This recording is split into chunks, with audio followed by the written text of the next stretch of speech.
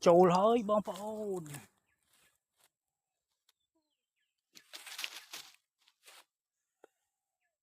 bạn sẽ đào du ôm ôn chôl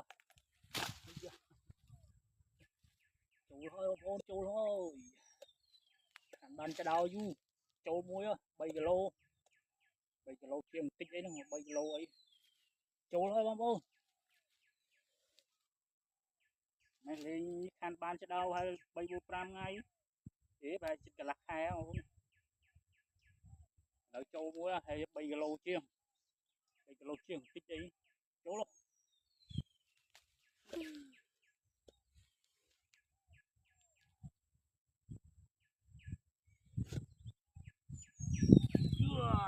một nào rồi chôl rồi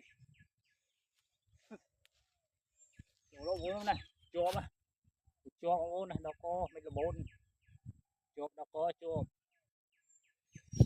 7 kg chiên